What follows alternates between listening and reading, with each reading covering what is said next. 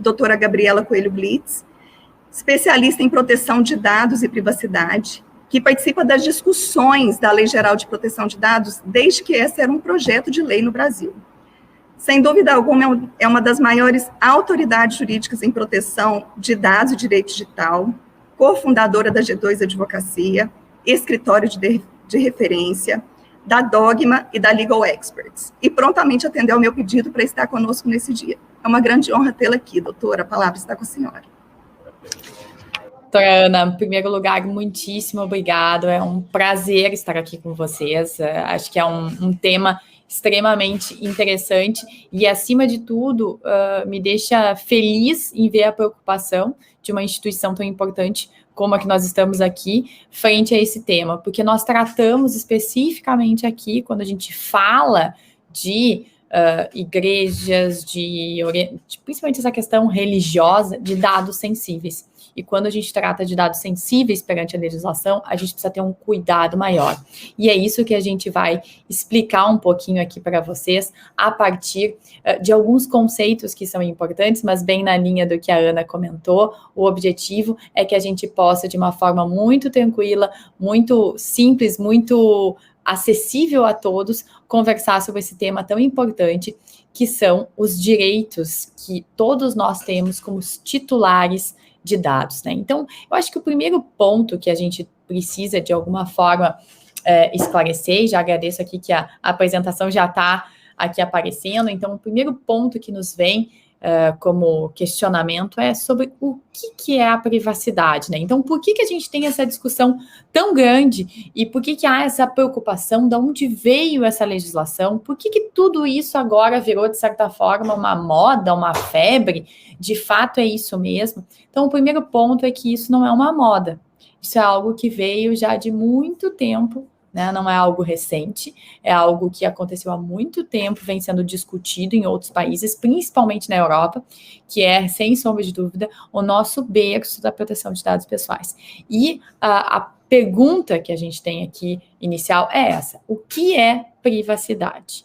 E quando a gente se questiona sobre o que é privacidade, alguns assuntos muito importantes vêm à tona.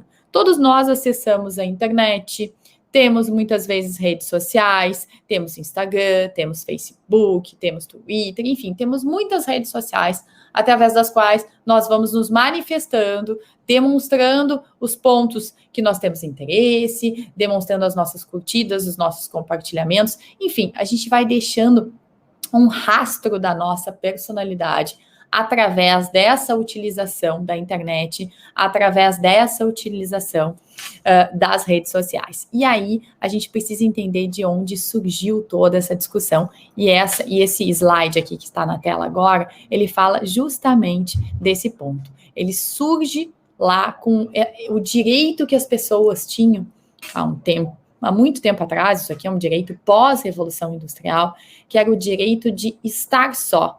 E o que é esse direito de estar só? Quando a burguesia, lá naquela época pós-revolução industrial, veio para as cidades, começou a ter esse movimento, né, de formação de cidades, a gente tinha essas pessoas formatando já alguns movimentos sociais. Né? Então, festas, questões, grupos que se reuniam para tratar de política, grupos que se reuniam para tratar de religião, e assim por diante as coisas começavam a se desenvolver. E a partir desses movimentos, alguns burgueses à época entenderam por bem que estavam sendo invadidos. E por que houve esse questionamento? Porque lá atrás já existiam aqueles famosos paparazzis que a gente fala hoje, né? Então, começaram a especular a vida das pessoas, começavam a ver o que estavam fazendo, a opinar, enfim, isso começou a gerar um certo incômodo já naquela sociedade. Vocês vejam bem, a gente está falando aqui de pós-revolução industrial, então, assim, é muito tempo atrás, a gente nem sonhava em ter internet, e isso já gerava um incômodo. Então, a gente teve um célebre artigo que foi publicado por esses dois professores, o Samuel Warren e o Louis Brandeis, dois professores de Harvard, que eles trouxeram esse conceito do direito de estar só, que é esse direito que todos nós temos de estar só, de a gente não querer compartilhar o que a gente está fazendo, de não querer compartilhar o que está sendo feito, por exemplo, dentro da nossa casa. Então, lá naquela época, esse conceito, ele vinha dessa origem, né? De não tirar uma foto de dentro da nossa casa, de não se expor, de não, enfim, de imagem, toda essa coisa mais vinculada ao corpo físico, né? Então, era uma proteção ao nosso corpo físico. Então, tinha toda essa discussão. Lembrando que isso, né, há muito tempo atrás, num período pós-revolução industrial. O que aconteceu de lá para cá? Muitas coisas aconteceram, tá? Dentre elas, surgiu aí toda uma discussão a respeito desse tão importante direito que a Ana mencionou aqui no início da nossa abertura, o direito que todos nós, como pessoas físicas, titulares de dados pessoais, temos em relação à autodeterminação informativa. E o que é esse direito à autodeterminação informativa? É justamente o direito que nós, como titulares de dados, temos de conhecer, de saber o fluxo dos dados, de saber o que está sendo feito com as nossas informações. Por que as nossas informações estão sendo usadas? De que forma que elas estão sendo usadas? Então, este é o grande ponto quando a gente fala de direito à autodeterminação informativa. Bom, até então, tudo certo. Mas de onde surgiu esse direito da autodeterminação informativa? Que é o direito hoje que direciona a nossa Lei Geral de Proteção de Dados Pessoais, a nossa famosa LGPD, essa legislação que nós estamos tratando aqui na tarde de hoje. Esse direito ele surgiu através da decisão do censo do Tribunal Alemão, que aconteceu em 1982. Então, veja, a gente tem aí um período gigante que acontece desde lá desse famoso artigo publicado por esses professores de Harvard, num período pós-revolução industrial, até 1982, que a gente tem uma célebre decisão emitida pelo Tribunal Constitucional Alemão. E o que essa decisão fala? Ela fala a respeito da lei do censo. Era uma lei que na época foi publicada lá na Alemanha para realizar um censo. Só que esse censo, ele solicitava algumas informações além do normal, né? Então, ele solicitava informações de todos os cidadãos alemães, além de que mantinha essas informações armazenadas e compartilhava essas informações com outros órgãos na Alemanha. O que isso aconteceu, né? Na época, muitas pessoas começaram a se manifestar de forma contrária a essa lei, dizendo que se sentiam invadidos, que não queriam compartilhar as informações, e se as pessoas não compartilhassem, elas deveriam pagar uma multa. Então, o que aconteceu? A gente precisa entender, gente, que nós estamos falando aqui de uma lei do censo na Alemanha num período pós-Holocausto. Então, o que a gente trata aqui? A gente tem uma população extremamente desconfiada, preocupada com as suas informações, o que isso vai acarretar, que tipo de desdobramento essas informações podem ter. Então, é evidentemente que nós temos aqui uma preocupação fora do comum, né, natural, o que acaba gerando pós um holocausto, é natural que as pessoas tenham um pé atrás em relação a um questionamento como esse. E, em virtude disso, muitas reclamações surgiram e o Tribunal Constitucional Alemão se posicionou pela constitucionalidade daquela lei, então dizendo que aquela lei era ok, ela podia ser mantida, mas que existiam alguns artigos que deveriam ser retirados.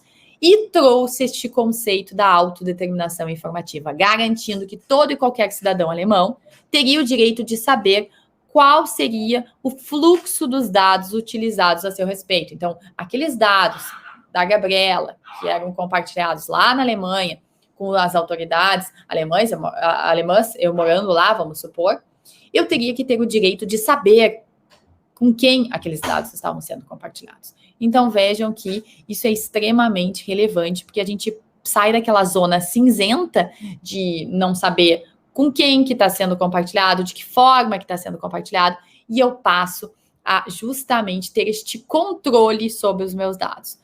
O que a nossa lei traz? A nossa lei, ela traz um capítulo específico falando sobre os direitos dos titulares de dados. E os direitos dos titulares de dados, eles são justamente direitos que têm o objetivo de fazer enfim, viabilizar, eu diria assim, viabilizar a autodeterminação informativa. Então, não adianta nada a gente ter o direito à autodeterminação informativa se a gente não cumprir, de fato, com os direitos dos titulares de dados, que são, dentre eles, o direito de acesso à informação, direito de retificação da informação, direito de exclusão da informação, enfim, esses desdobramentos previstos no capítulo 3º da nossa LGPD. Então, o que acontece?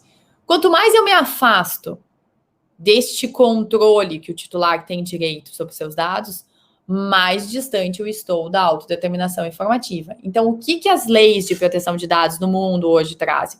Um controle sobre os direitos dos dados para a mão dos titulares. Porque nós, como cidadãos, temos sim o direito de saber o que está sendo feito com os nossos dados. E isso é essencial.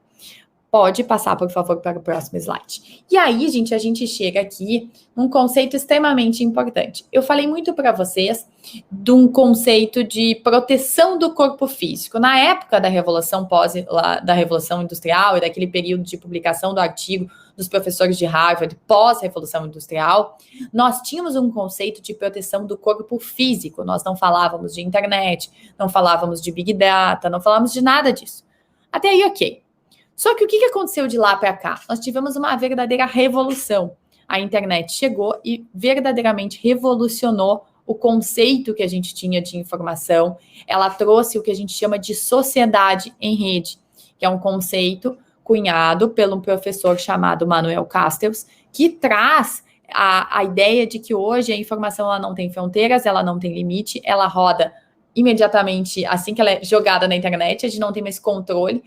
Inclusive, as fronteiras hoje já são flexibilizadas. Da mesma forma que nós estamos aqui neste evento, eu falando aqui de Porto Alegre, o meu sócio Leandro falando de Curitiba, e assim por diante, né? Então, a gente tem gente do Brasil inteiro assistindo a esse evento, e, inclusive, podem ter pessoas de fora do Brasil assistindo esse evento, graças à nossa internet. Então, o que isso traz? Isso traz uma necessidade de uma proteção maior do que só de um corpo físico.